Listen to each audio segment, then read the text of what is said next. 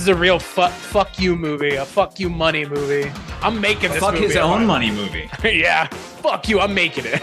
Yeah, you know. I think this is a love you money movie. That's fair. Because this is how people, like, if somebody's rich and they're going to fritter away their money, make some cool art. Like, that is Totally agree. Yeah. I Remember a agree. couple years ago, that tool from Scrubs, what's his name? Zach Braff. Yeah, when he like crowdfunded his movie, and it's like, you're a fucking millionaire. You were on a syndicated, like wildly popular show. You have money falling out of your ass. Like, fund your own fucking movie, you dick. So good on you, Neil Young. You're dating Florence Pugh, and she's the hottest of the hottest people right now for gossip. I don't know. You guys don't know about that? That shit's No, wild. Yeah, Zach Braff is with Florence Pugh, the chick from like Black Widow, and he's just like, he's rubbing his hands together. He's like, oh my God, I can cast her in my next movie. I'll get all the money. I don't need no crowdfunding. Garden State 2. Oh, Jesus. Christ. Yeah. Well, I'm sure you can get that twee soundtrack. God, I had to hear that soundtrack a lot when I worked retail because one of the managers loved that movie. A lot of frou-frou. Yeah. It's like, well, I don't know if I needed to hear that much of the Shins, but thanks. I like the Shins, but not if I was being forced to listen to them. Yeah. No. Yeah. Then I don't like the Shins so much. Yeah. But speaking of artists I'm not super duper familiar with, on this episode of the Culture Cast, I am still your host, Chris Stashew, still much to the chagrin of many. I am joined once again by my good friend all the way from Mondo-Heather, Heather Drain. Hello, hello. And soon to exist Taxi Podcast's own Father Malone. Yeah, that's called Goodnight, Mr. Walters. But I just want to say go with the glow. That's my intro. Go with the glow, boys. Go with the glow. And on this episode of the Culture Cast, we are talking about a film by Neil Young that the quote on the VHS cover said, "It's so bad, it's going to be huge." Which is a horrible quote for the record. Why? Who was in charge of the marketing? Yeah. Satan? We'll talk about bad marketing and more because we're going to be talking about Neil Young's film, along with Dean Stockwell's film, Human Highway. Nice day we're having. Yes, there's a lovely rosy glow in the valley.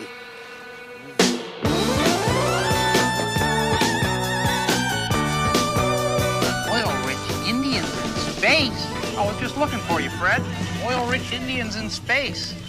The facts regarding the situation remain the same, state the authorities. Lionel, I said back up. The facts regarding the situation remain the same, state authorities. Don't you know what that means? I'm proud of you boys. I'm proud of the job that you're doing for your country. Go with the glow, boys. Go with the glow.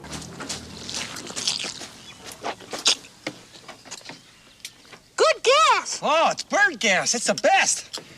You make it yourself? Nah, it comes from birds. You know how to pucker up, don't you?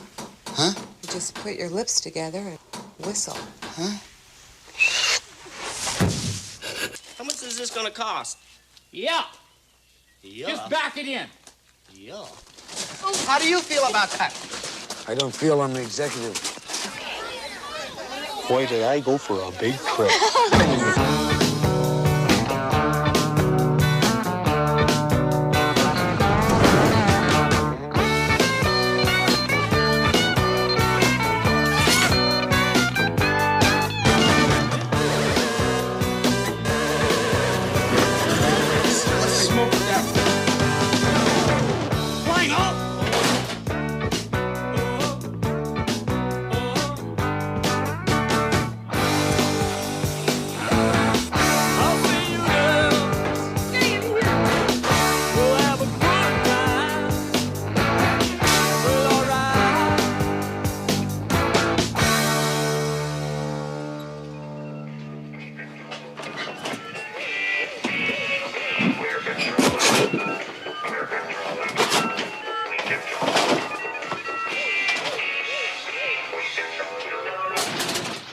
I hate music.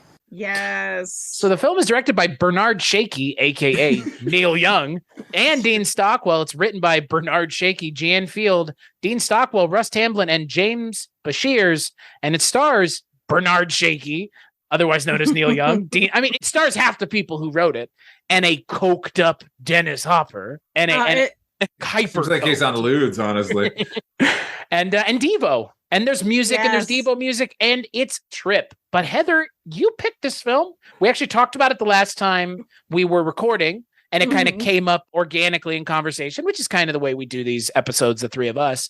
So tell us a little bit about why you want to do Human Highway, kind of your experiences with the film. I wanted to do it because I don't feel like enough people talk about this movie, and it's such an utterly fascinating cult film that for being a cult film that has all of these, cast of characters, and most people don't.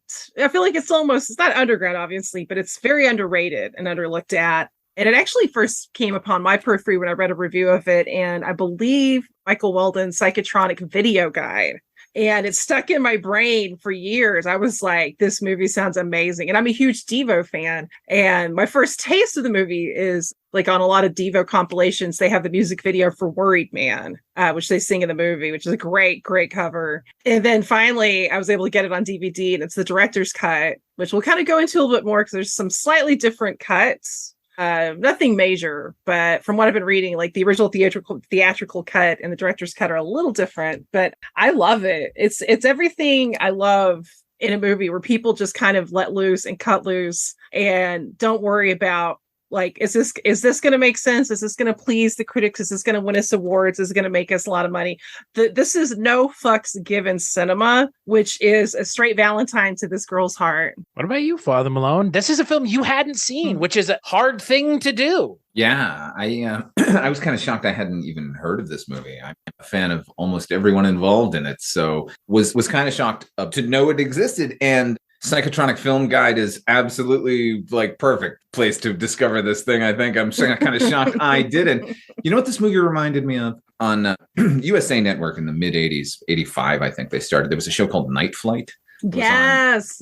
On Saturday nights and Friday and Saturday night, and it would come on at like 10 p.m. and then run till like 6 a.m. They would show the whole show and then show the whole show again. It was just peopled with clips and animated shorts and bits of poetry and weird thing. Like this movie, I'm shocked was not featured on it. I mean, maybe it was, and I didn't even know, but it would have fit in there because it comes from this weird sort of early 80s, like this kind of experimental film thing that finally kind of coalesced a little bit there. Like at the beginning when people started to really kind of dissect American culture and the ways that we can examine it. I think this movie is a perfect example of that. I had a really good time watching this movie. I think it wasn't like overall wowed by it. At a certain point, the movie to me absolutely took off and I was 100% with it, and then kind of ends the way it ends, which I liked, honestly. But it's remarkably well shot. It's really like I'm a sucker for miniatures and bigatures and all of these old timey process shots as we could refer to them now. But like this movie is absolutely chock-a-block with them, and I loved. I don't think there's no real story in this movie, which is to me a problem. But like that's not really the point. So I'm quibbling anyway. That was my experience, Chris. And like yourself, I had never seen it, never heard of it. Not that I'm not a fan of Neil Young, but I haven't listened to any Neil Young, like for the most part. So coming into this, I've listened to Devo, obviously. So that, Mark Begley would strangle me if I said I hadn't listened to Devo, given that he's the big Devo fan. I mean, I'm surprised. Next time I talk to him, I'm going to ask him about this movie because there's no way he's never heard of it, because it's very much a Neil Young movie, but it is also very much a Devo movie. And I feel like the Devo nature of the movie is very obvious from the look of it, right? The influence of them? Yeah. Just I think in general. Yeah. Well, and this is we're going into like a really interesting point in time of Neil Young's career too, not just because of this movie, because this is also when he's made like the 3 albums that basically got him off of his label. Like they were mixed. They wanted him to make quote unquote Neil Young records. And the 3 records he made was Old Ways, which was like an old school country album. Everybody's Rockin', which is his rockabilly album, which is really good. I have it. And Trans, which is his like electronic synthesizer. Like it's like Neil. Yes, it's so good. I mean, you think about it. That's the Neil Young that I actually like. I know everyone's in love with Buffalo Springfield Neil Young, but like that particular period, 100%. Same. Same, especially because like the thing I always respected about Neil Young, because I don't 100% love everything he's done musically, but I've always respected him fiercely, is this is a cat who is the real deal. There were like a handful of artists from the 60s that when things like punk came along, they got it because they understood there was connective tissue. They understood like, I had that anger too. That's why we got in the counterculture in the 60s. Yeah, we wanted to do something different. We wanted to get out of the status quo. Neil Young was one of those guys, of course, that immediately got that appeal of punk.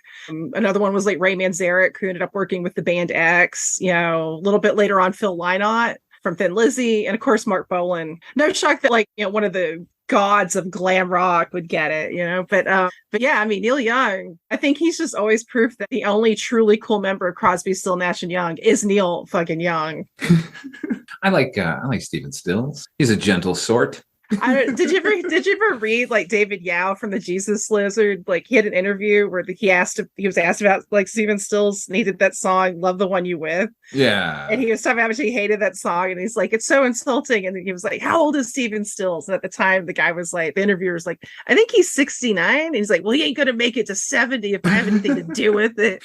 Well, in fairness, "Love the One You're With" is a despicable song. Yeah, it's like, yeah, you might as well call it "You'll Do, Honey." Yeah. I just need a body that's warm. Yeah. I agree 100% with you. Like, I don't like everything Neil Young does either. Like, I've run real hot and cold on him, but I have never not enjoyed his consistently sort of seeking what's new and embracing it. Because like here with Devo and punk and, by the 90s, when grunge came along, he was the front man out there. Like that, like everyone was sort of like propping him up because the whole grunge thing is Neil Young, really. So like he did. And I don't know. I respect him as a human and an artist sort of like across the board. Maybe not as a filmmaker, but just because of no, I take that back because the film is really well shot and really competently made and really fun. And like a lot of novice directors don't even know where to point the fucking camera. And Neil has an eye. But my problem with this movie is the dramatics of the movie. It seems like it's a lot of improv from a bunch of actors with no improv training. Sorry. No. But I could see that, I guess. I mean, there are some scenes that feel very off the cuff and just like, we're just going to point the camera at you. But even then, like, a recent example, 2016's Ghostbusters. That was admittedly one of these like point the camera at everybody and they'll just dance and scream and shout and look how bad that is. Like this turned out rather well. If there's a lot of improv, which there is a lot of improv, in the research they mentioned they did a fair amount of improving, so it's not surprising. Okay. Your critique and complaint is founded in reality because they were doing improvisation. So because it feels like in any film that they're doing it, you can tell right away when there's. I like this movie, but just don't think these are improv people, and you either have it or you don't. Like so. Yeah, I mean, to me, it kind of. I didn't have a problem with it because it just kind of. I feel like it sort of just lent just to the whole weirdness of everything. It lent to sort of the off-kilterness of this universe we're in. And by the way, I have to mention, I am a huge sucker for films that take place in these. Everything's an artificial, environment. Like there's no real nature. Yeah. Or very little, it's very like, and I always end to bring this director a lot because I'm working on a book about him, but like a lot, like that's why I love Stephen Sadie and stuff. Like you watch Dr. Caligari and, even the flora and fauna are artificial. Like it's very American in a way. It's like American meets German expressionism meets, theater. And taking those things and applying it to something. That's the thing. This is a very American film. Like it's very much in some ways like a critique of American culture. Yeah. It feels like a takedown of the whole baby boomer generation by the best baby boomer possible.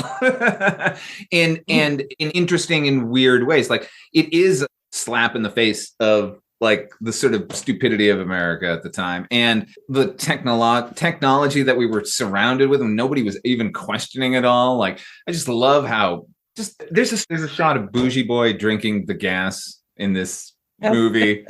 It's so off-putting and wonderful at the same time. It's a good guess. Birds made it. Oh God! Yeah, I mean, look, I like it as these. I like that it's disconnected and disjointed and not supposed to be a movie. This isn't your typical narrative film. I know it's more experimental and everything. And by the way, Heather, I 100% love the world they made. I love an artificial world too. This sort of like, and they could have made the sky like a video thing, and I would have been like, yeah, this is a real world we're in. I just think when you form that type of irreality, is that a word? I don't know. It is now. I like it. Yeah. When you form that, like, that's why I want all of the dialogue to bring us somewhere. I don't want people making shit up on screen. I don't know. I have a very low tolerance for it. No, I can understand that. I mean, I think that's a fair.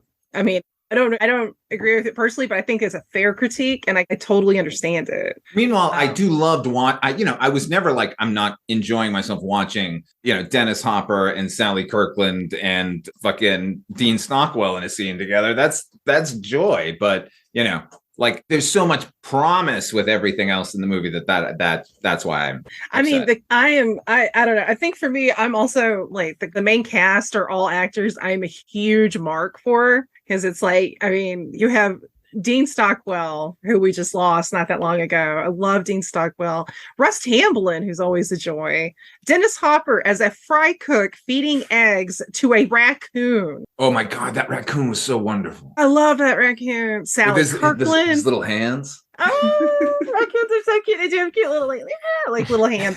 But and then of course Neil Young's great as he plays this kind of derpy, kind of gorpy character Lionel, who's this gas attendant auto mechanic. And and that's another reason to love Neil Young, is like he's not, usually when musicians put themselves in their own movies, ends up being a very bloated ego fest of like, look at me, look at how great I am, kind of like, like say, even if they're broke down, they're still awesomely broke right down. Like Bob Dylan. Neil Young, he's the man. In fact, I actually watched a little interview with Gerald Casali from DEVO, where he talked about when DEVO went in to meet him, at the time they were kind of like some of us, like where it's just like, the granola guy, because they didn't really listen to a lot of Neil Young. And then he said, like, within a minute he immediately realized how wrong they were, because like he was so turned on and so just like excited, and that's the thing, like I love that you pointed out, like Neil Young is a guy that gloms on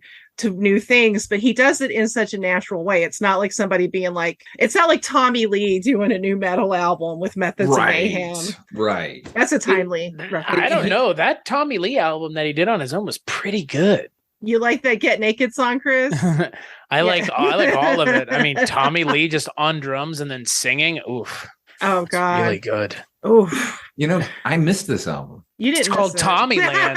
Tommyland. Well, oh wait, we're talking the solo. I was talking Methods of Mayhem. Oh, I was talking his solo album. Oh God, he did do that. I read his biography called Tommyland, and I regret that. I have not listened to any Neil Young because my perception of Neil Young is that he was this folksy dingus.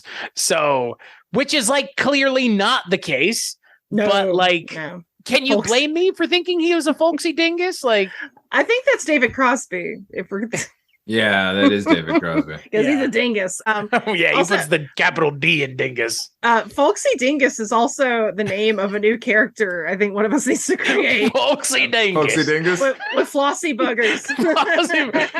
the continuing adventures of Flossy Buggers and Folksy Dingus. Gotta write these down, guys. Yeah, some fucking gold. Flossy Buggers. Yes. And Borgus Weems.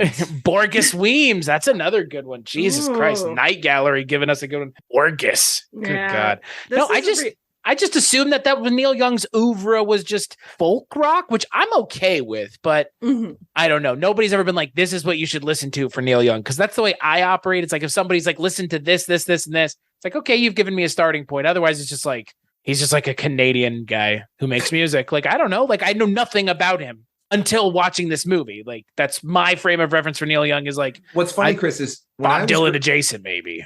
Like when I was growing up, he was that folksy doofus, right? For me and my generation, I guess. And I mean, the underground were still hearing what he was doing, but like in 89, 90 with like rocking in the free world with that shit, like our generation who had accepted that he was a folksy dingus no longer accepted the folksy dingus.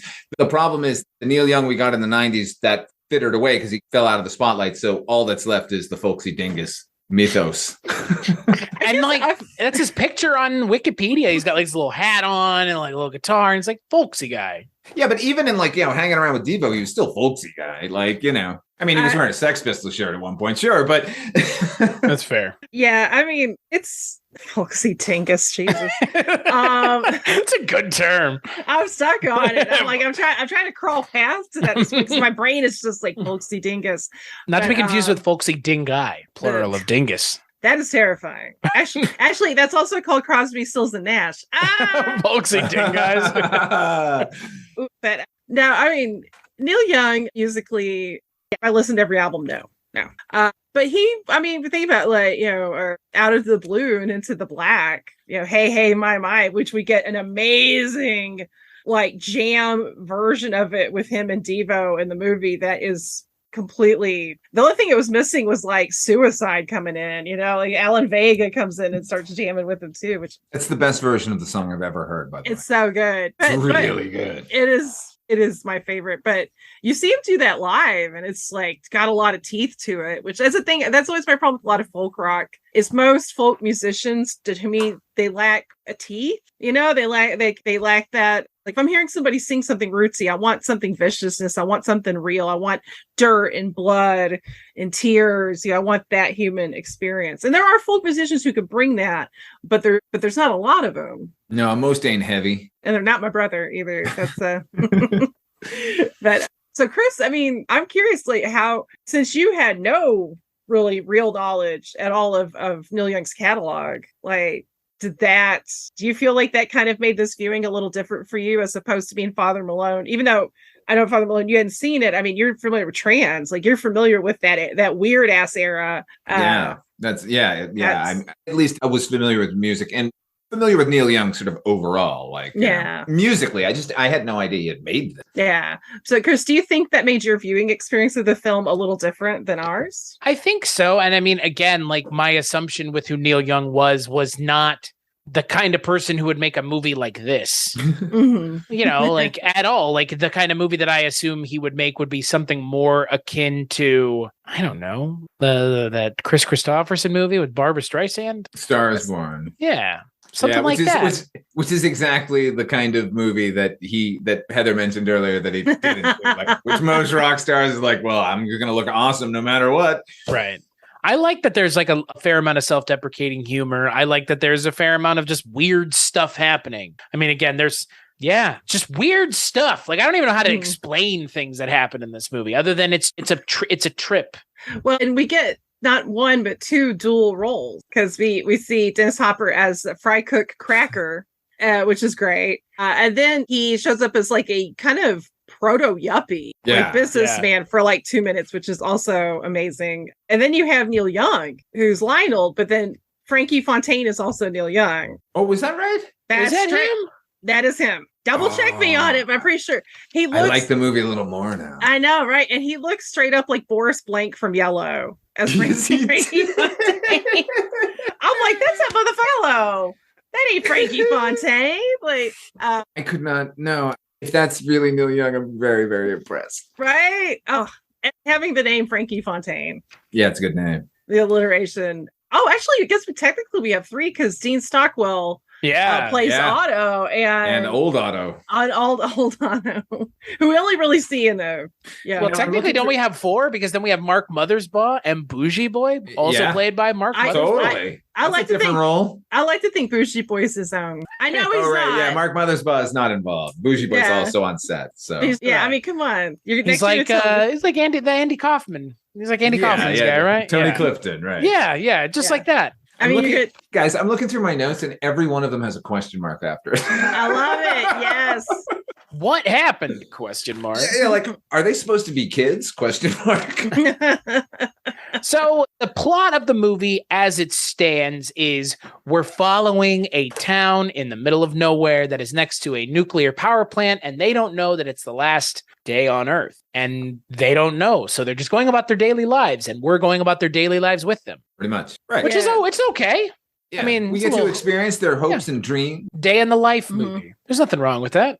I like those kinds of movies. Great dream sequence. We get to see Russ Tamblyn doing all the great physical comedy and dancing that he was actually Dancing on shovels. Yes, which that was a thing he did in old Hollywood musicals. It's amazing. Amazing. Yeah, watching.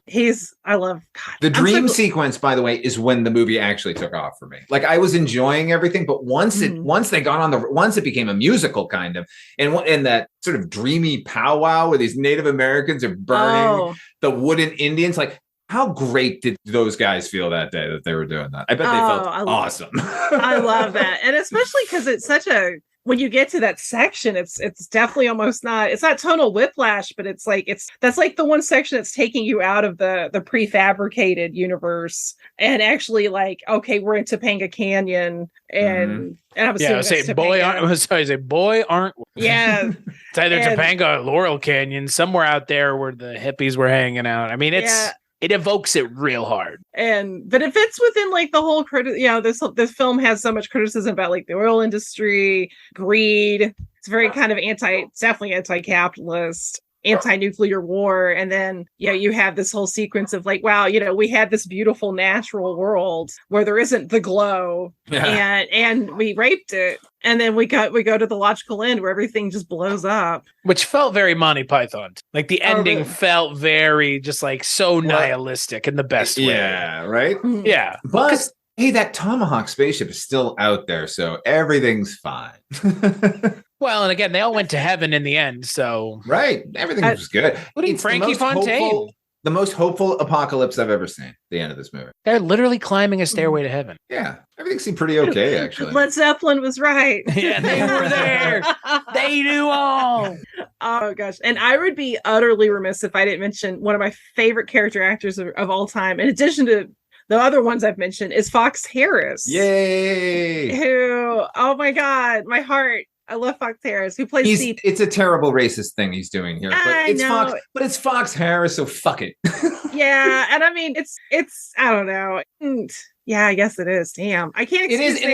And what's crazy is like in the dream sequence, like they have a dancing Sikh in that. Like, obviously Neil Young is not in any way a racist human being. Like, I don't think he's capable. So it just doesn't make sense, other than the fact that this is a movie and it's all crazy kook. Like, why would a sheik be there? Like, it's just all the artifice of it all. I'm going with that. Well, and also his sheik to me seemed less like trying to be a racist character and more like a Rudolph Valentino on acid. Right. Because he's I love the fact that he's kind of like a bisexual sheik. Yeah. And it's they hadn't thrown some brown on him. It would have been, I wouldn't have cared. It would have been perfect. It would have been just some fucking lunatic dressed like a sheik. Like, there could have been that. I don't know. Jamie Farr did it pretty good in Cannonball Run. Falafel, who do you? Yes. Okay, this is great. This is comedy gold. Yes, Effendi. Effendi. Oh my God. Woo. We've been dealing with this a lot lately. God, yeah. All of a sudden, it's like, let's just be racist. Yeah. Or I would say we're noticing it more now, but we're not. Like, it just so happens everything we've been watching lately has hideous racist caricature. A twinge of anti-brown, of like brown face, like all of a sudden. Because we talked the Effendi thing was, what the hell's the guy's name? The actor there's the actor who played, the guy who played Frosty the Snowman doing brown face with a turban on. Yeah. And then another episode of Night Gallery where Henry Silva was playing brownface, where they brown-faced him up and put a turban on him. And then we watched Cannonball Run with Jamie Farr. Oh God. Yeah. Which is like the worst example of all of them. Like, yeah, it's a little offensive in this movie. Yeah, it's not nearly as bad as Jamie Farr and Cannonball Run. Like, that's a new low. Man. So you guys doing they found a new low for him. Breakfast at Tiffany's next. Oh my God! Yes, I know, right? Why not? Mrs. Go Right-Ree, Mrs. Go Right-Ree. Oh my God! Everybody, Mickey Rooney. It's so It's awful, not just because it's racist. It totally, like, the film is on its own path, and then he shows up, and you're like, what the fuck? Yeah, right. Like, it doesn't even make sense. That he's there. Who gives a shit? What did we need a fucking comic relief in the middle? Come on. Yes, it was funny. Racist. It was so funny. Best part of it. There's the only time Mickey Rooney's ever been funny in his life is there's a Family Guy bit where it was about, this is like Mickey Rooney shirtless screaming at a mouse, and they show shirtless Mickey Rooney yelling at a mouse. I thought it was pretty funny in Night at the Museum, where he was. I liked him on The Simpsons, on that Radioactive Man episode, where he like swoops in at the last second, like, and he steals Milhouse's role. Yeah, see, I haven't seen. I could play that. Of those, so. Mickey Rooney, yeah. I mean, look, it's not that bad in this movie. No, it's, thank God. Devo and Neil Young would not go there. No, well, it fucks Harris. I mean, I just love seeing him in everything, and I wish he could have been in even more movies. Man was not enough and did not live long enough. He should have lived a lot longer. But so. Yeah. And what's funny, I didn't recognize him until like I was, the first time I watched this, I kept thinking that guy looks so familiar. And I looked at the credits and I was like, holy shit.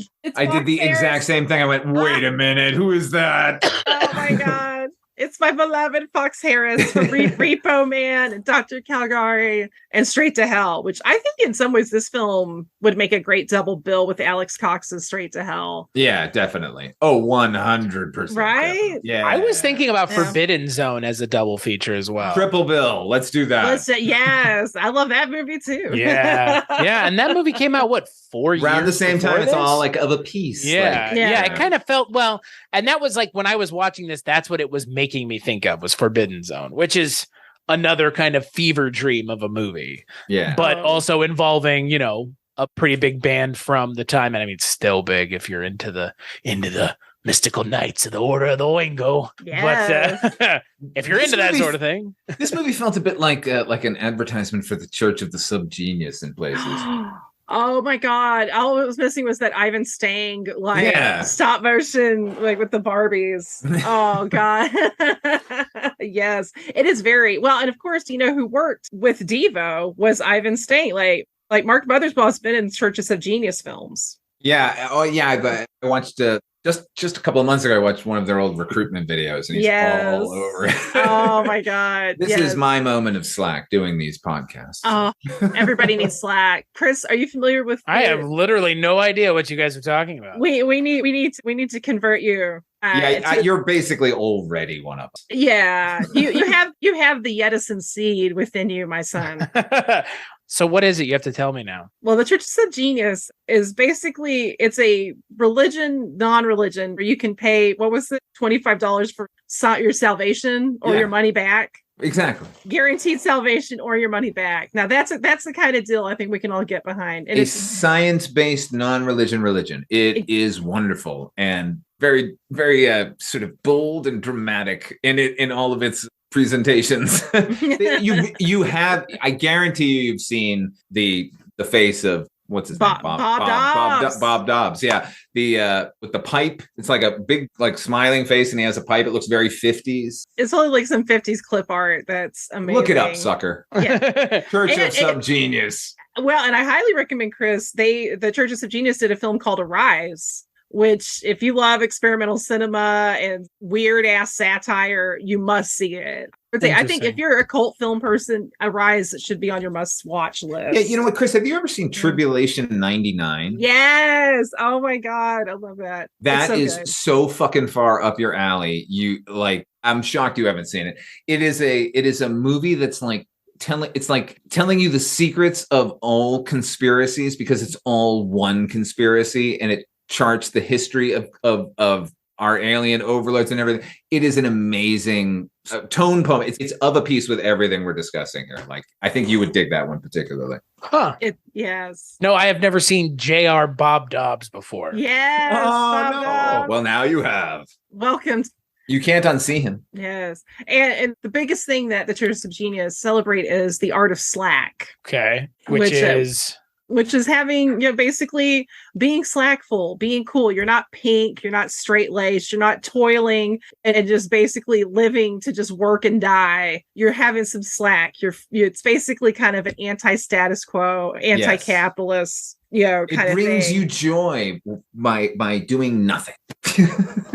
Well, David Byrne considers himself a member, so Yeah. Well, and plus there's the whole lore of the if you're truly non-pink, you have the Yedison seed. Yeah. There's this whole what? It's very labyrinthine, but also really simple. It's amazing. Yeah, I have a rise. I'll. Oh my God, you got to see it. Also, Jonathan Demme, Penn Jillette, some Mojo Nixon. Oh, I love Mojo Nixon. How did I forget Penn Jillette? Yeah. See, cool. Is Don Henley in that church? Hell no. No. Paul Rubens is though. Yes, he is. Paul Rubens is cool. Yeah. Anybody that's not cool is the anti-Bob. Mm-hmm. So don't be an anti-Bob. Exactly. Oh boy, I feel like this is a rabbit hole that I'm about to fall down. I can keep going too. With the Church of the Subgenius. This is like some Silmarillion lore shit all of a sudden that I've wandered into. Oh man, J.R. Dobbs begat Connie Dobbs. I've got at least 3 anti-Bob. That's insane. So this is serious then, but fake. Yes, wonderfully fake and wonderfully real. It's still real to me, damn it.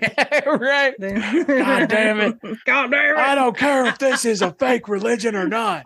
So I guess what about this movie makes you guys say that? Now that we're on the topic of the Church of Subgenius, which I don't know how we got here. I mean, I know how we got here, but it wouldn't have. Now can't unknow what I know. Why do you guys say that? I think this movie, the sort of the tone and temperament and experimental nature and a willingness to sort of throw off things while making fun of everything, including themselves, is very, very Church of the Subgenius. It's, a collision of everything old and dead and new and modern. Like, that's kind of this movie, and kind of like, like Forbidden Zone is, I think, of the same piece, So it just so happens we're talking about this literary form that was the Church of the Subgenius, and then they eventually branched into video and such. Beautifully put. Yeah, it's totally like punk.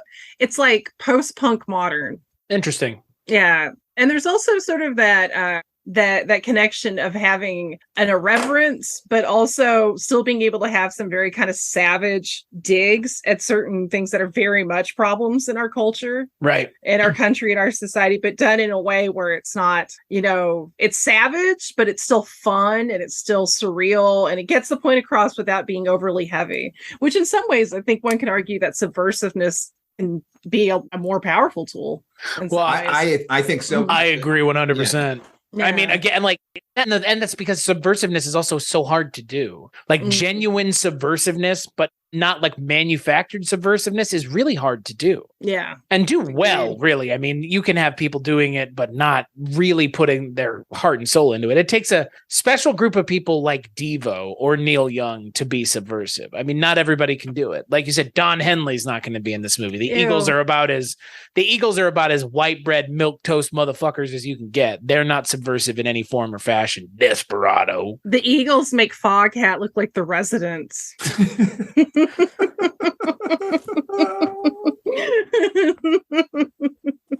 I don't know, that I get a sense from this movie that like everybody involved was just like, I don't give a fuck. Like they give a fuck, but they don't give a fuck, because you're right. Like, that's the whole thing that you were just talking about. Like, you give a fuck, but you don't. You have to come across as not giving a fuck, but you do give a fuck massively. I think it's like I know, like most people who are, pessimists, they go, well, I'm a realist, but it is kind of a realist idea. Like, yes, the world is fucked and we're all going to die, but how ridiculous is that it is happening this way? And how is it that we're not seeing it happen? Like, let's have a good time. Like, it's happening tomorrow. Like, dancing into the apocalypse is a concept that I find near and dear to my heart. Like, it's going to be the end. Like, nothing you can do about it anyway. Like, have a talent show, for God's sake. Like, why not?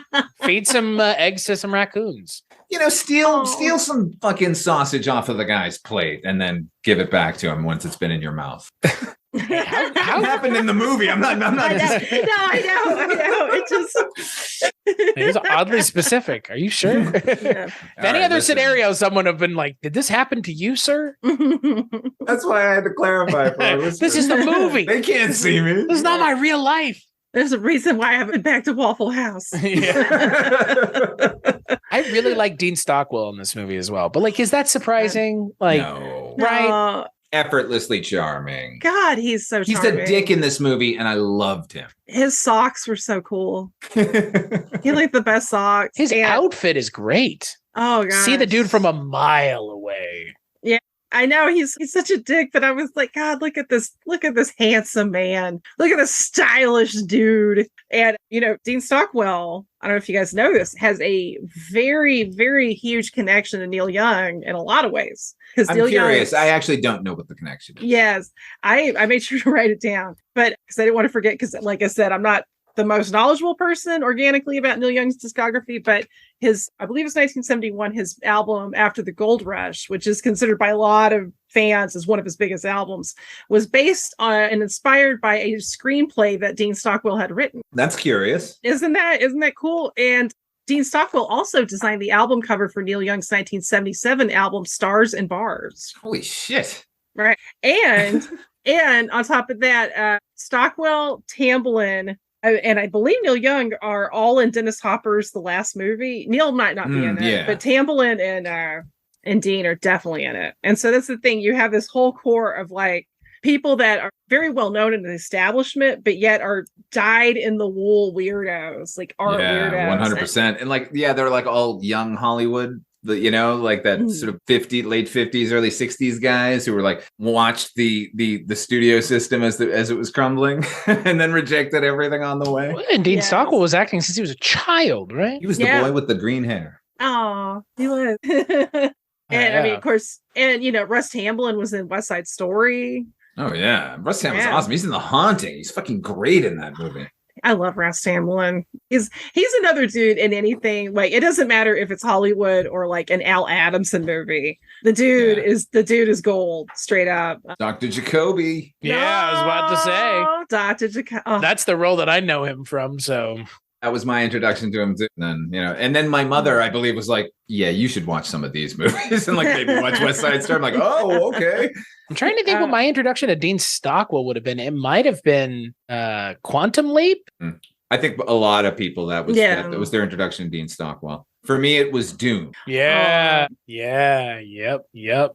Oh man, he's really good in Dune too. Really good in Dune. He's spooky and eerie in that movie. Yeah. I like. There's something off about it. Then there's something off about Dean Stockwell, which is why I love him so much. I mean, yeah, I've always kind of had a theory that with Blue Velvet, that in some ways Dean Stockwell is like actually a little more creepy if you think about it than Frank Booth, because Frank Booth is obviously the big energy, but it's always the quieter person that's really going to be the most fucked up person if you think about it. The guy, even just going along with that personality, there's something wrong much more with that person, like, because they know, and the Booth character is just a fucking lunatic and is not in any way self-aware. Oh god, to Ben, but yeah, the way he's like, darling, like he doesn't have that accent, but he's just, darling, could you get some glasses for Frank's beer? Yeah, like the way it's just the way he does everything is just so brilliant. And then I love that. Then he was like this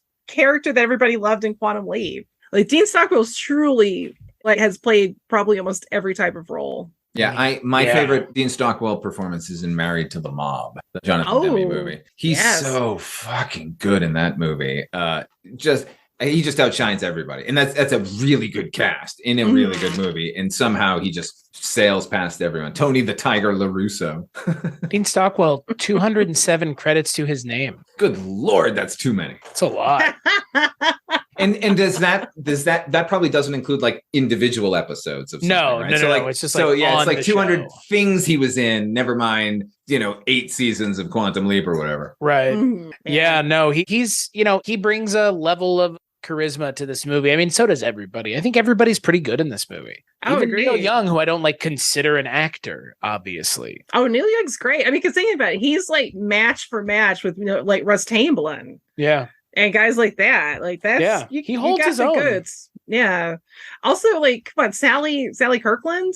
who she's always really good in this. Yeah, and she's always fascinated me because she started off as like in the 60s, she was definitely kind of part of that like kind of weird actors group that were sort of on the fringe, like Rip Torn, who she acted with in Coming Apart, which is if either one of you have you guys seen Coming Apart? I have It's many moons ago. Brilliant, Chris. It's so good. Not. It's no fun, but it's brilliant. It's really good. And but then like she kind of had this what? I just can't take Rip Torn seriously because the only thing I know him from is Freddy Got Fingered in Men in Black. I'm sorry. Yeah, no, you need to see. We're not hosting an intergalactic That kicker. is so sad. Freddy Got Fingered is an amazing movie. Actually, Talk about subversive comedy. No, I love Freddy Got Fingered, but please, Rip Torn is one of my favorite actors ever. You got to see some proper Rip Torn. I mean, he's good in those movies. You know what? He's good in Dodgeball. Yeah, he's great in those. But you should probably see him playing a dramatic role where he's actually giving it his all. I don't know. I like to think of him as the guy with long hair who sits in a wheelchair and drinks his own piss. Well, maybe you should watch Maidstone, where he for realsies hits Norman Mailer in the head with a hammer while he's like tripping balls. And it's what the fuck? It's seriously one of the most beautiful things I've ever seen because Norman Mailer was a total chode. Oh, and Torn is man, even while he's like pinning him and Mailer's like biting him, there's all this blood, and Torn's just like, it's okay, baby. It's okay. Yeah, he's the fucking man. Like, I love Rip Torn. He's so sexy. I'll have to watch this movie that you're talking about. It sounds interesting. Yeah. So yes, and Rip Torn. I'm amazed Rip Torn isn't in Human Highway. Like, it almost feels like he should be in this, right? His absence is felt. And I believe I cannot remember her name. I think one of the other actresses, like that plays the waitress, was in Eraserhead. Yeah, everyone in the movie is somehow vaguely familiar, even if you just don't know them outright. Sally Kirkland, you mentioned like she came out of that sort of like that 60s. We're talking like Stella Adler and like, the Method, that generation of actors. But Sally Kirkland has always struck me as someone who, if she wasn't an actress, she would be in an asylum. She seems very, very out there. I had a friend who was in a movie with her and confirmed that to me. So like she's not there. No, I'm not arguing. It doesn't take away from any of her performances. She's fucking spectacular. So she can go be a nut job all she wants. I just think it's every time I look at occasionally, not every time I look at her, but occasionally she'll give a line reading or something. And oh yeah, right. She's oh god, that movie Cold Feet. Oh my god, Chris, have you seen? Oh, dude, no, you got Sally Kirkland, you got Tom Waits playing a hitman that refers to himself in the first person. Oh dear. And I believe Keith Carradine. I'm trying to remember. It's been a few years. And Rip Torn.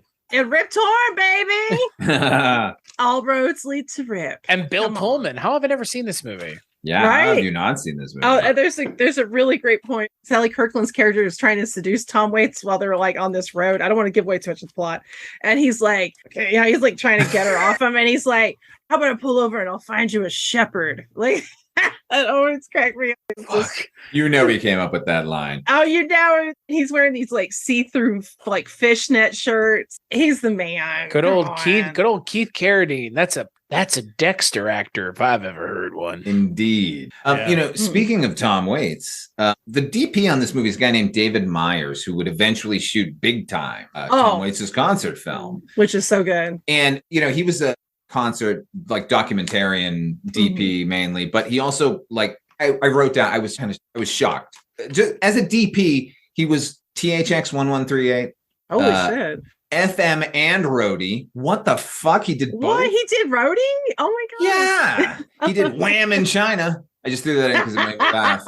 Which? But just as a camera operator, he shot Gimme Shelter, The Last Waltz, Big Time, and Elvis on Tour. The best Elvis concert movie when he's completely a mess. So I was watching Human Highway and I was just, no matter what, this movie is fucking gorgeously shot. Who is this guy? And it turns out he's a fucking hero. Wow. Man, Wham in China. Wham in China. In fact, I think we have the name of our story that's going to have Folksy Dingus, Flossy Buggers, and what was the third one? Board the Swims, but that's not ours. We stole that. We stole that one. Right? Amy the talking gorilla. That's up for grabs. I don't think anyone wants that. Nobody wants that except for her owner, who's giving her cocktails. Dylan McDermott, Mulroney, Ironsides. Gerbil McDillet. Gerbil McDillet. There's your third name, Heather. Yeah. Gerbil McDillet. Gerbil Mcdillet. That would have been a character in this fucking movie. I know. And in the role of Gerbil McDillet, Dean Stockwell. Actually, get on over here. I think another name I'd like to throw in the ring. I once drew a little one-panel comic that had a guy named Pickles Orion. Pickles Orion. I got one. Pinky Gamoots. Ooh, I love Pinky Gamoots. Pinky Gamoots is one hell of a hoofer. She absolutely is. Pinky Gamoots. She makes Ruby Keeler look like Flossy Buggers. Like Flossy Buggers. Good old Flossy Buggers. Couple of them buggers. Whoa. Flossy Buggers sounds like the name of a woman who has made some choices. A cigarette hangs out of her mouth at all times, whether or not she realizes it. Yeah. 100%. Flossy. Yeah. Yeah. Right. Never lit, but somehow it's half burned. Yes. She was born with a Pall Mall. Yeah. It burned out long ago and she's never noticed. Yeah. Mm-hmm. Smells of Thunderbird wine. Ooh, does she call people hun? Yeah. You know she does. Flossy Buggers. Shug. I feel bad because we may have just conjured this person into reality by accident. Did you get a call or something? Yeah. Hello? Oh, I got an email. Hold on. Guys. Flossy Buggers. Yeah. We have a cease and desist from Miss Flossy Buggers. And it's on our next episode when we've got a special guest. Flossy Buggers. Hi, Shug. Am I getting paid for this? Yeah, right? Good. Thanks, huh? Good God. Oh, with her son Grits. Grits Spangle. Grits. Oh God. Grits Spangle. That's a good one. That's an action film character name if I've ever heard Spangle. One. Colonel Grits Spangle. Oh my! Played by Charles Napier. Yes. Spangle. Oh my God! And he's fighting his number one enemy, Brian Bosworth. The Boz. The Boz. In the role he was meant to play. Yes. What if they had a movie with Brian Bosworth and Boz Skaggs as a couple of buddy cops? Boz and the Boz. The Bozes. That would at least merit a Wheel of Fortune puzzle. Right. Wouldn't it be Boz and Skaggs? The Boz and the Skaggs. You're welcome. Fuck on you, this Tequila and Panetti. On this week's episode of Boz and the Skaggs. On a very special episode of Boz and the Skaggs. My God. And Boz Skaggs is totally kind of like the weathered, sort of jaded, cigarette-y partner. And the Boz is the new blood. He doesn't do anything by the book. He's got a blonde mohawk and a bad attitude. And that's... and he's high as shit on an 8-ball, baby. Also, the only TV show to have the number one sponsor of Hormel's chili. Dinty Moore completes meals. Oh, no. Oh. Completes. The way they spell complete in those meals disgusts me. Completes. They might as well just call it hooves and sauce. I mean, it's totally hooves. It's the third ingredient is gelatin. So he keeps it shape in the packaging. You got hooves in my hooves. God. Father Malone. Oh man, this is a good one. Hooves and sauce. It's hot in here, guys. Stop making me laugh. Hi, I'm Grits. I'm Grits Spangle. And I'm here to sell you Dinty Moore Completes, a new brand, a new way of life. Dinty Moore is the most disgusting thing in the world, just because it's called Dinty Moore.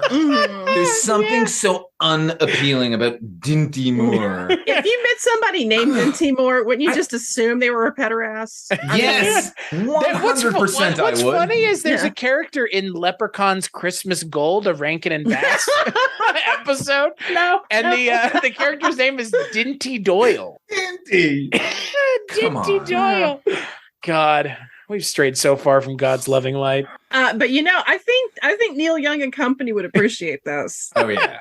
I think this conversation is very much in keeping with the tone of Human Highway. Oh, Devo would appreciate it. Right. Why? Mark Mothersbaugh would love to play a character named Grit Spangle. I mean, Lionel Switch is no that character. Grit Spangles, the love theme of Grit Spangles. What's his leitmotif? I can't hum it for you or anything. We'll get Howard Shore on it. He'll do it. Please, yes. We need a return to form. I wonder, is there another movie like this one none of us have seen, or is this as far as we know that? Well, I know, but is this as well because you had heard Heather, you had heard of this movie, but you watched it. There's no way that you could have not watched it and just known about it. But my question is a different one. Is this as far down the cult movie rabbit hole as you can go? No. Okay, no. Because there's actually a movie that was made in the early 80s that I would kill to get a copy of called Rock and Roll Hotel. And it was basically done as a vehicle to promote Rachel Sweet, who was a somewhat popular. I think she's more of kind of a cult popular artist here. She's probably best known for having some connection to Seinfeld now, to the show. But she also did the song Hairspray, the title song for John Waters. But in the 70s and 80s, she was on Stiff Records and actually was a really talented singer. But the film also has I think Judd Nelson's in it. Fox Harris is credited somewhere in there. It will be found. It's never been released to home video. It's never been released in any physical media format.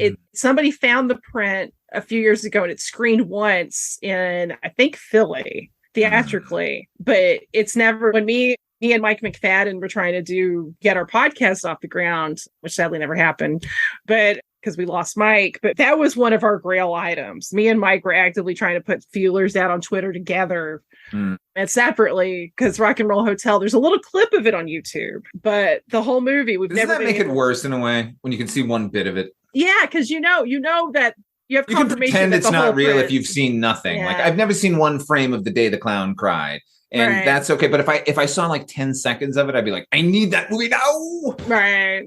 Yeah. Yeah, I agree. No, yeah, that's so true. So there definitely are films, and that's the exciting thing though about what we do is that film as being such a young format, you're never going to get bored with finding, even if you confirm I'm only going to look at movies from 75 to 85, you're going to find shit 10 years later that you didn't know about. There's always something new and exotic to find, like this, like we've mentioned, Father Malone and I had never even heard of it, which is shocking for Father Malone, not so much for me. The question is, has Mike White heard of this movie? Mike White definitely is. Oh, please, Mike owns it. He probably has a screenplay. Mike is awesome. Didn't you hear the commentary track with Mike White? I didn't know. Wait, is that a thing? I wish. If not, it should be. It totally. It will be eventually. Yeah.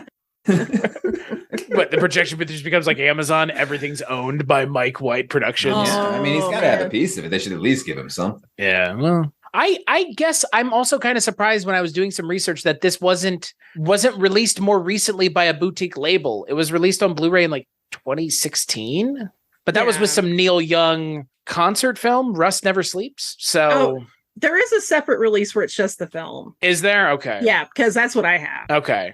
But there's no Shout Factory or Kino or anybody. This was before that, which is surprising for me because this is that kind of movie, right? Totally. It's a little surprising they haven't jumped on. Right. Yeah. Or Criterion. Kino Lorber. Yeah.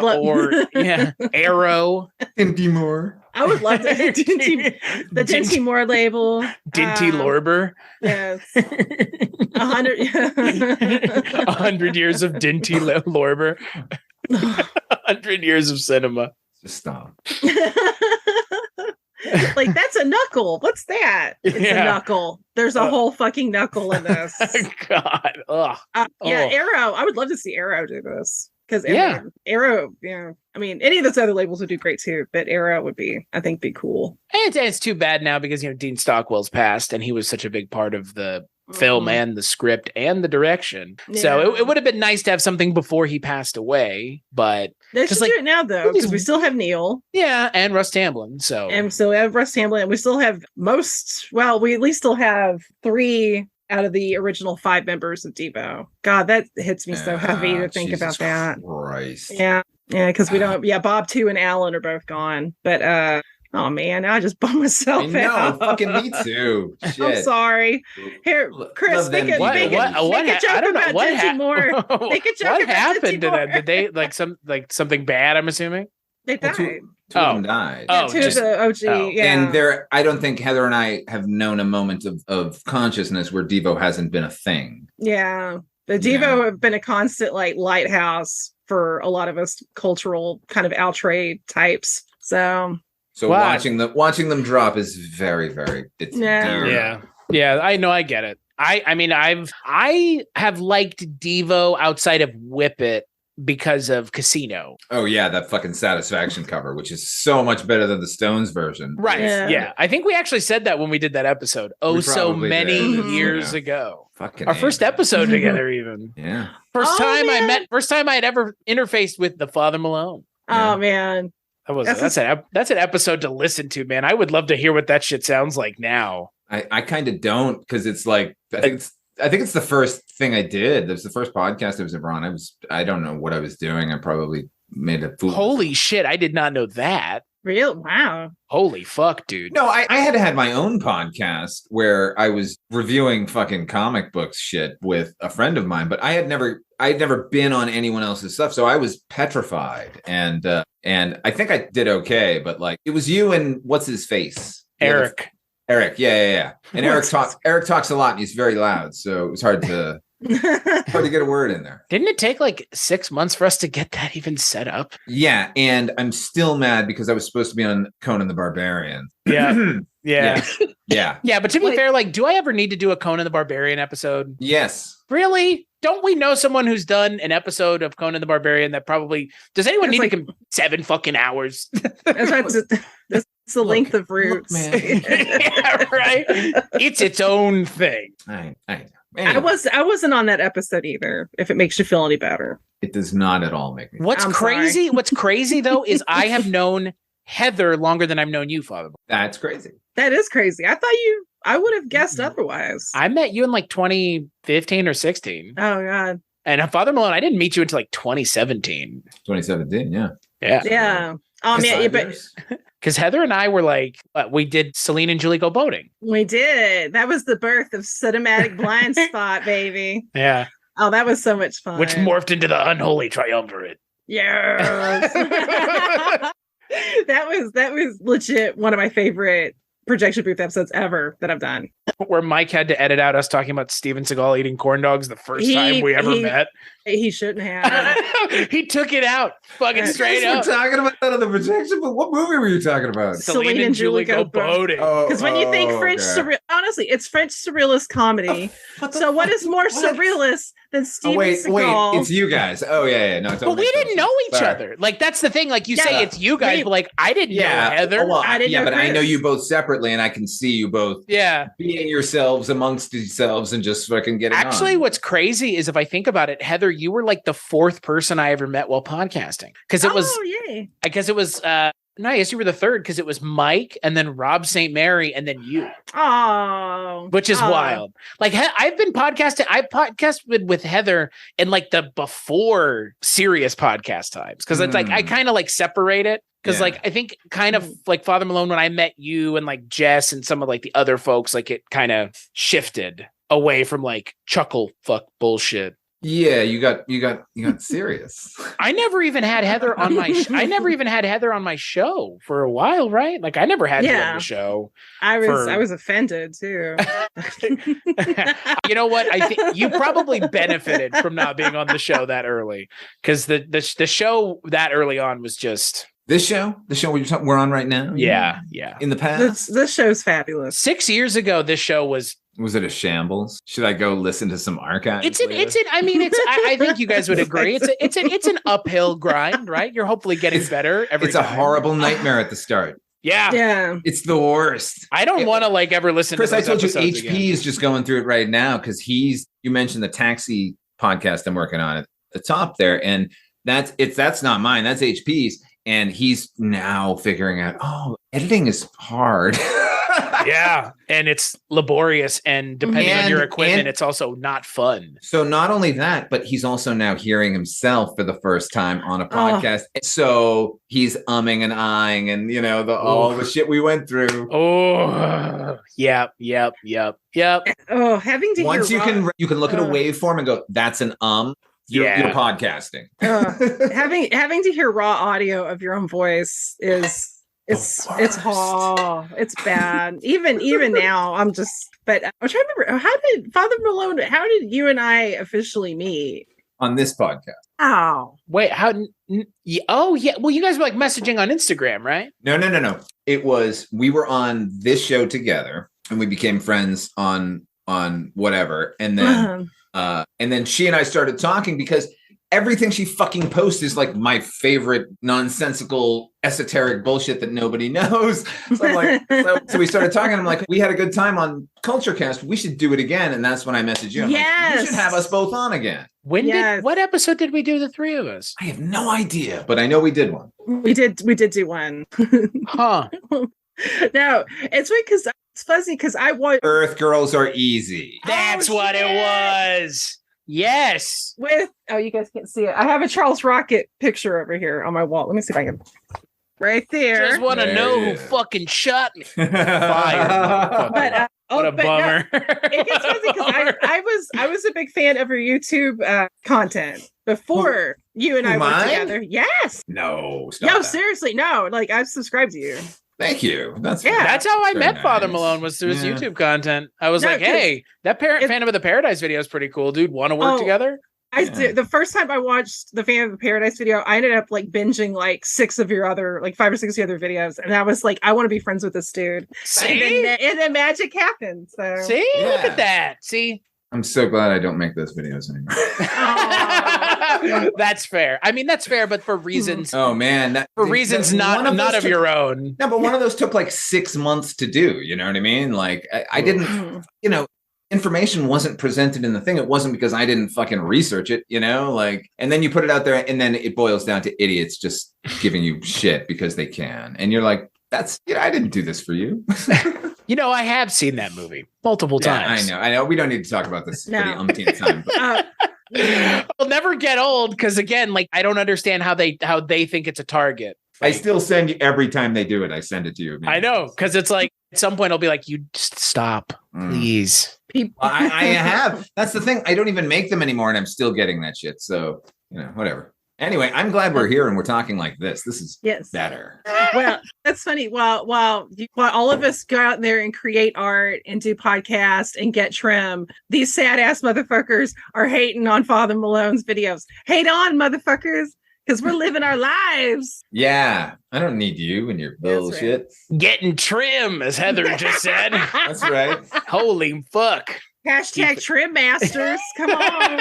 Trim Masters on this year's season of Trim Masters. It's like the Great British Bake Off, but with lawnmowers. With Boz and Skaggs as their guest judges. Yeah. Boz and the Skaggs. Yeah.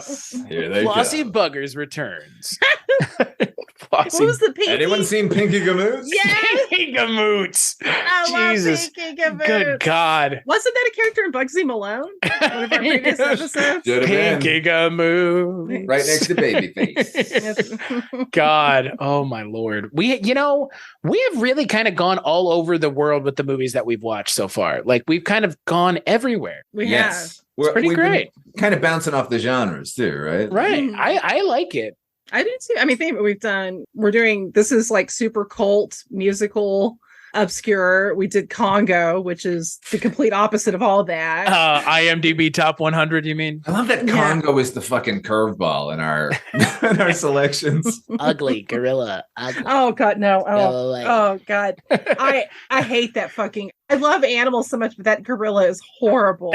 Still, a month later, it haunts your dreams. It does. You know, it'd be more lovable than Amy the gorilla in Congo if they had one of those raping Botos dolphins from the Amazon that are like total dicks. Are you guys familiar with this? What? This is Yeah, there's I've a heard of species. this. There's a species of dolphin that are river dolphins in the Amazon called Botos dolphins. And you look at them, they look like kind of fucked up looking dolphins, like a dolphin that's on meth or something. Like, and they're occasionally They're pink. not pretty. They're not pretty. They fight all the time. Some of them are pink because that's scar tissue. They're very violent. They're very aggressive. They're known to knock people off of boats and attack them.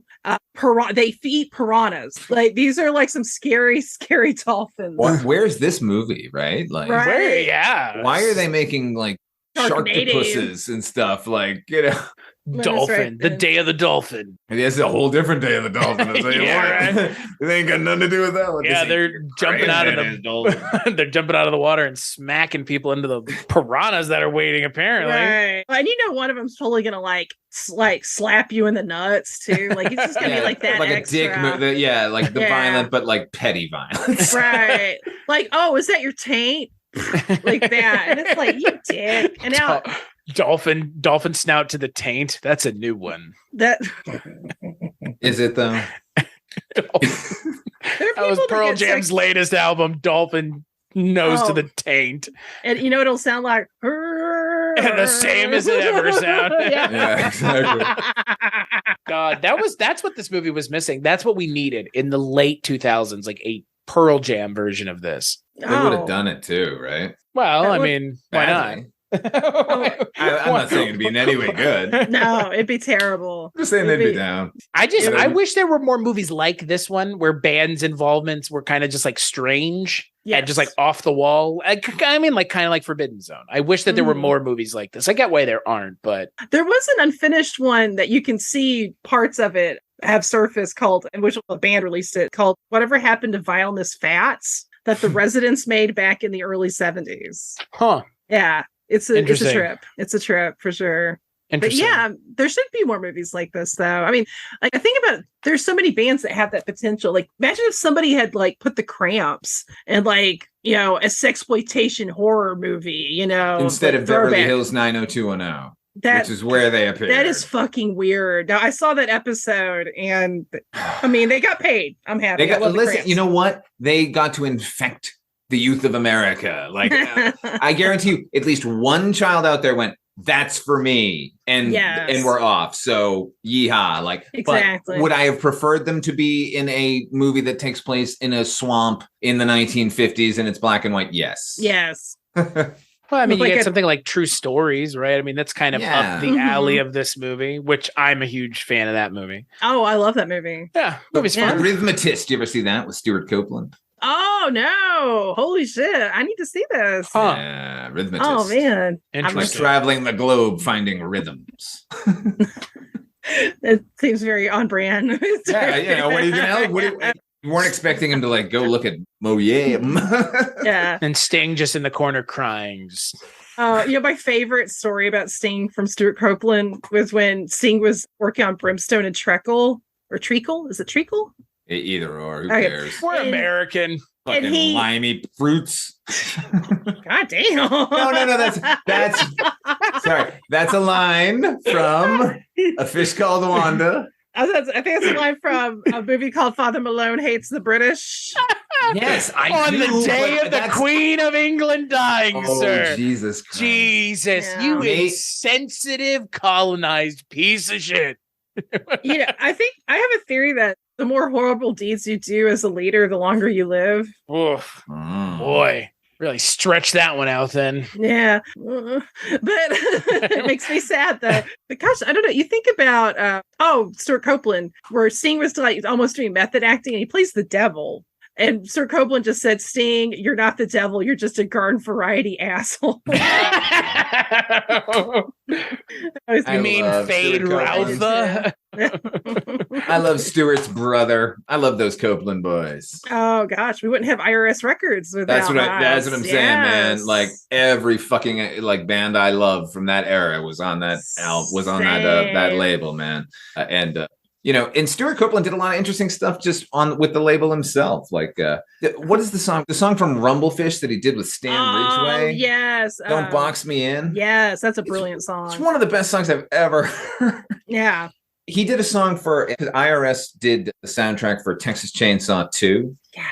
And he's got a song called Strange Things Happen to a Man on the Road. It's Stuart Copeland. He's singing in it. And it's a great song. I wish more people knew about it. I know. That is a great soundtrack. Yeah. No One Lives Forever. Holy shit. Oh my Goo God. Goo Muck by the Crabs. Yes, the Lords of the New Church. Yeah, that's a great what a good movie. Killer soundtrack. Yeah. For a killer movie.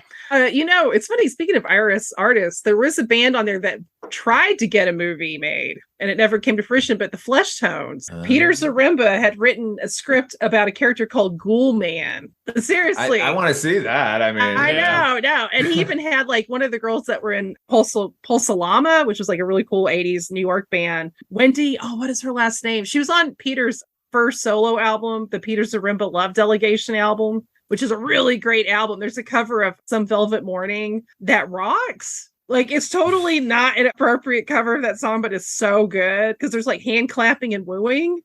And it's like some velvet morning when it's like totally like that. Wow. Woo! Like that. Yeah, I'm gonna have to hear that one. But yeah, he wanted to make this movie about the Ghoul Man, and it was totally gonna have like, I believe, flesh tone music in it. And he later on did a song about the Ghoul Man for a compilation called is it Zombie? Actually, I have it pulled up somewhere. Mondo Zombie Boogaloo, which also features Southern Culture on the Skids. Oh boy. Oh, Southern Culture on the Skids. And Los Straight Jackets, which those are two other bands I would love to see make a weird movie. Yeah, Southern Culture particularly. Yes. Very great band. Man. Camel Walk. All right. Little Debbie. I'm coming on home, baby. Yeah, I know Southern Culture on the Skids because I think they had a song in Super Troopers. More like Super Poopers. No, Whoa. I'm sorry. I've never seen it. Fucking burn. But it was lame. But it made me laugh, and that's all that matters. But no. Poopers. Simply stunning. Should have been super doo-doo, just caca doo-doo. I'm sorry, my inner Beavis is strong. Caca doo-doo. I just like that caca doo-doo. Caca doo-doo. The word dookie also makes me laugh. Yeah, dookie's a good one. Dookie. It's like, Chris, I know you'll appreciate the over No Holds Barred. When Hulk Hogan's Dookie. Yeah. What's that smell? You ever see this movie, Father Malone? With Hulk Hogan and Tiny Lister? Yes. I saw it when it came out. Yeah. It was a long time. Zeus, right? Yeah. Tiny Lister. Yeah. I saw it in the theater, and I've completely forgotten everything about it except Tiny Lister. His name's Zeus, and I believe he has a bejeweled Zeus belt or something. Yes, that's correct. It's the world of pro wrestling, buddy. Yeah. The best is when they had him appear on WWF as Zeus. Right. And this is when kayfabe was still supposed to exist. And his promos were so incoherently amazing because he'd be like, Brutus Barber, Hulk Hogan. Hey. Oh boy. R.I.P. Father Malone, we should just do a wrestling movie next, like ready to rumble. Yeah. There we go. That one, isn't Dirk Benedict in that one? No, there's an 80s Slam. one. That's Body Slam. With Roddy Piper. I would do that with I'm a huge Piper fan. I've never seen that movie. The Wild Samoans are also in it, and Lou Albano. Alpha and Sika. Yeah. They appear in Creepshow, Oh yeah. Jordy Verrills watching wrestling. And my god. I believe it's Bruno Sammartino versus Samoa number 1. That's amazing. You go. I love when wrestling appears in horror movies in the 80s because like Silver Bullet, that little girl's like drunk dad is watching wrestling. Yeah. Oh, my parts. My parts hurt watching that. What about when Hogan shows up in Gremlins 2? That is awesome. Oh yeah, well, yeah. Listen here, Grem dudes. The best thing Hulk Hogan's ever done in his career, in my opinion, is that. And I remember watching The Soup when he had Hogan Knows Best. They had a clip of him talking to Linda while he was on the toilet. and it ended with him, like, the shot of him pantsless on the can saying, "Oh, she doesn't know what she's in for." I think my favorite thing that Hulk Hogan's ever done is say, no, Hulk Hogan has a 12-inch penis. Terry Bollea's penis is much smaller. Either way, remember that. Yeah. That He trial. won like $40 million. So you know what? Hey. Yeah, and No, Your and Honor, it kind was of Hulk Hogan, not me. It's a character, sir. Yeah, they stripped away some of our rights as citizens in that trial, but yeah. Yeah, Hulk Hogan, right? Hilarious. Yeah, a wonderful guy, sure. Either way, it looks like those hot dogs that have been in the gas station cooker for like too long. Certainly now he does. Yeah. Oh, Yeah. delicious with the little fuzz on top and everything. Yeah. Yeah. Oh, I have a note from Human Highway that I need to share. Oh, yes. When the guy shows up to buy the Frankie Fontaine's manager or whatever, like shows up to buy the diner, he gets out of the car and he sees Dean Stockwell and he says to him, can I have a minute with you? And Dean Stockwell says, "You can walk over here." That was my favorite part of the whole movie. I love that. You can walk over here. And then the guy like goes, like, what an asshole thing. Like that, just in general, in daily life, like what a dick thing. Like when someone does that, could I have a minute with you? Like, yeah, you can come over here. You need to talk to me, fucker.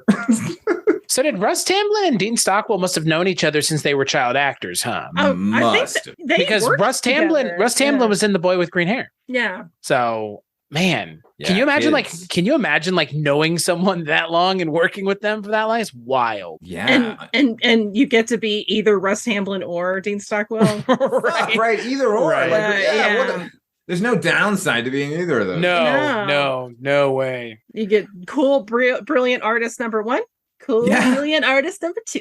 Yeah. We barely talked about Dennis Hopper in this movie. He's barely in this movie. He's barely in the movie. Yeah. And he's, he's addled, let's say.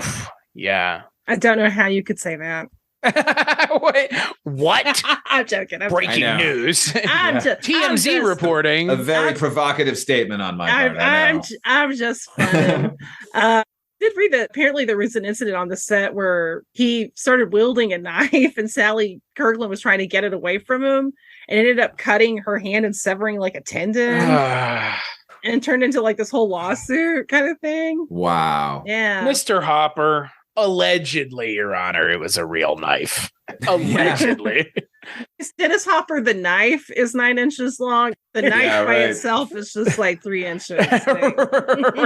God. You see, that was Cracker holding the knife. Not Dennis Hopper. Dennis Hopper was not present. I subscribed to the method, and that wasn't me. And that's the way it goes. I mean, I actually, in my early college years, I was a hostess at a greasy spoon known as Shoney's. Hey, fucking Shoney's. That bear. That's the bear, right? They gave me the bear when I quit. Is that a euphemism for something? At Shoney's, we give you the bear. Yeah, it's syphilis. No, I'm joking.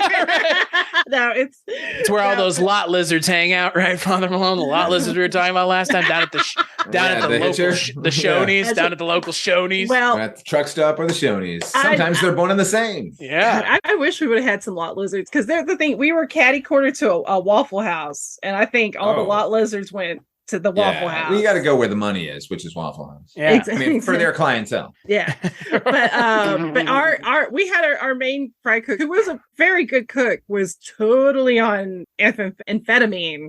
And his big hit, he'd hit on all the girls, and it would be like, "Hey, you want to wrestle?" And I complained about him. I complained, and I, Heather Drain, fan of wrestling, for once did not want to wrestle. In no uncertain fucking terms. Well, because one of the waitresses he said it to was like 15. And, I complained about him. All these R. Kelly motherfuckers, age ain't nothing but a number. Swear to God. Yeah. I mean, Yeah, I mean, here's a spoiler. None of the ladies took him up on the offer. Shocking. Yeah. Nor would anybody take Cracker up on any offer from him. No. But they're all in heaven now, so. Well, I don't. Ascended those stairs. Dennis Hopper's kind of beautiful, though. But but the reality is, Cracker ain't gonna look like Dennis Hopper.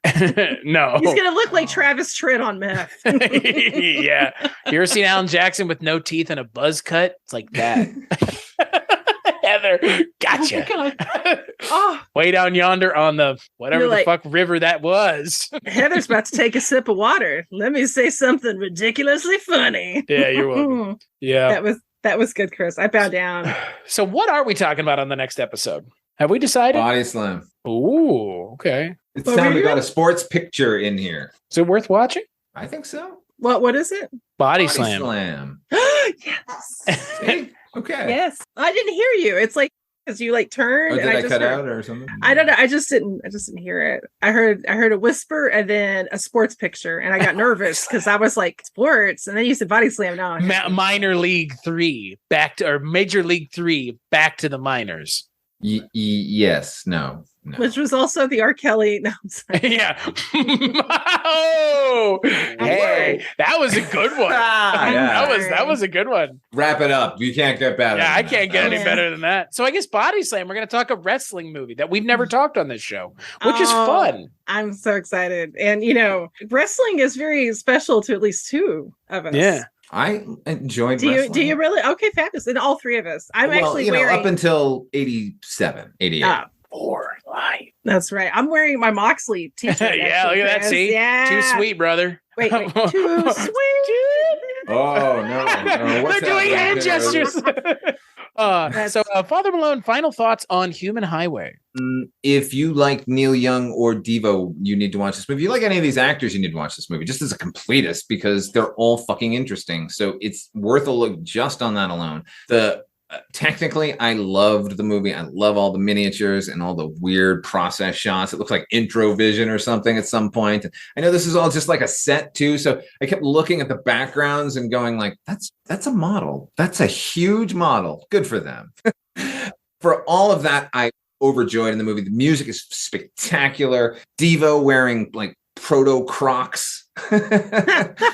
Take a look at those. Those are horrifying. And, for all those reasons, definitely watch the movie. If you're looking for narrative and dialogue that is pointed and thoughtful, you're not going to get it, but that's kind of not the point. So that's my final thought. Heather?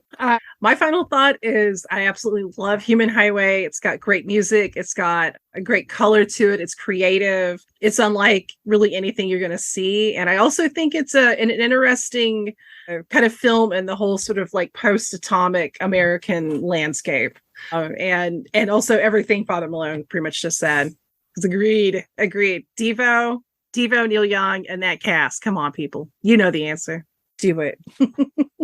I completely agree. I mean, this is something that had slipped under the radar, and I'm not sure how many Neil Young fans have seen this movie. I mean, again, I had no entry point other than being a casual fan of Devo. So this is not something that was ever going to be on my radar. And I'm glad that it is now, thanks to you, Heather, because it's a lot of fun. I mean, yeah, it's not substance-wise, maybe not the most there, but style, it's got that in spades. And it's a breezy 88 minutes too, which helps. It doesn't overstay its welcome either, which for something like this, sometimes they have the tendency to really overstay their welcome and kind of undo all the good that the movie does in overstaying its welcome, which, again, this being the first time Neil Young's directed anything, that in and of itself is pretty impressive. So overall, this was a lot of fun, Heather. A pretty good pick. Yay. Thank you. I'm so glad and not to mention relieved that isn't it nerve-wracking every time we voiced something you haven't seen on each other? Like, I don't know. I'm always worried you guys are going to hate my choices. I know. No, same. Because there's nothing worse. We've all had those moments where you lend a friend a movie that you love. That's almost like part of your DNA. You love it so much, and they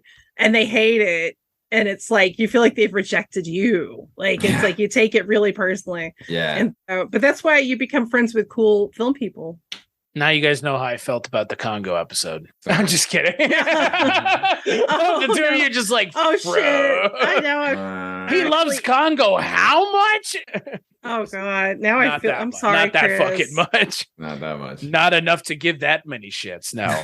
Okay, I completely agree. I mean, it's like giving people like restaurant suggestions or anything else. It's like I'm always worried that I maybe like something and like it's just a me thing. So yeah, no, this is fun. I would like to see a better release of this by a bigger, like I guess, niche label, designer, boutique, whatever the hell. You know what? Could we call at least get it maybe streaming? And I think at this point, like people would just maybe watch it. Yeah. I think another re-release is only going to cater to us. Yeah, it's like Tubi or Pluto or Criterion, or they all have streaming services at this point. My God. But I will say, if any of you boutique labels are listening, I know 3 people that would be great for supplements. Oh, yeah. And I'm talking about these 3 here. And if you don't pick us, at least pick Mike White, obviously. Yeah. The default setting. If not us, then yeah. If not then us, we'll give you our best, okay? Yeah. Yeah, sorry. And this is a Warner video too, which is like why it's kind of weird to me that it's never been given something else. So time will tell. I mean, I've seen weirder things get released on Kino, so it's not unwise to say it couldn't happen. It could happen very easily. I mean, it came out in 82, so maybe in 10 years it'll be like 50 year anniversary of the movie, right? Is that right? Yeah. Right? That's sad. I know. But you know what I mean? Like, I'm sorry. I just felt the cold wind of my own mortality. Yeah. Shut your mouth over there. Did you just walk over my fucking grave? Let's give it a default and somebody's like, most hey, depressing wrap up of all time. Yeah. Well, speaking of that, until then, where can people find you, Father Malone? FatherMalone.com. Go there. I've got lots of links to lots of nonsense. Yay. Thank you. You're welcome.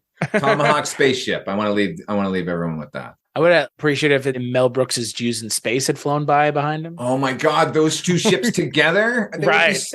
Right. My heart would explode. Heather, what about you? Where can people find you? You can find me over at my website, Mondo-Heather.com, and as well as Twitter and Instagram at Mondo-Heather. I also have a Patreon where you get kind of groovy sneak peeks into articles, exclusive content, random Spotify playlists, maybe even a picture or 2 of my Halloween costume when I was a little 6-year-old punk rocker. You never know. So.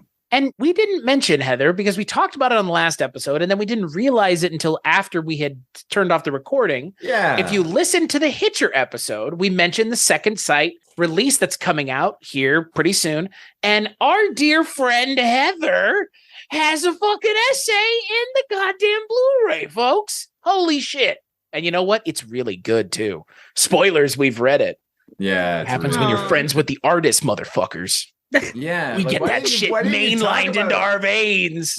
Gotta mention this shit, man. That's a big deal. We're proud. Yeah, hell yeah. That's awesome. Yeah. That's really fucking cool. So yeah, if you're looking to increase your Steelbook Blu-ray collection, the Hitcher is probably, you could do worse.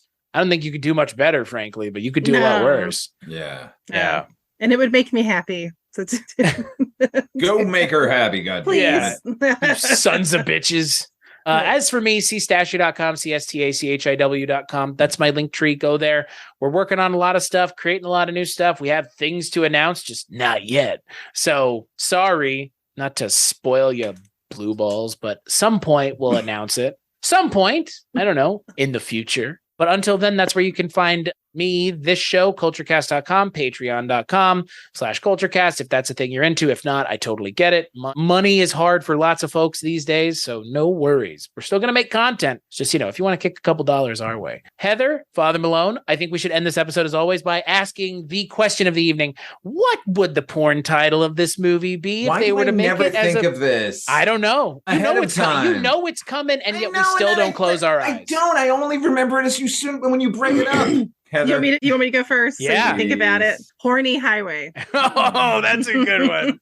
Hershey Highway. I'm gonna build on that one. Okay. It does take a worried man when you don't have lube to do worried work. Yeah. Come on the highway. Ooh, that has like a Tex Ritter feel to it. I'm like that. This summer, come on the highway. That sounds like, I feel like that should be like an old country song, like "Come on the highway." So that's actually a James Taylor deep cut B-side.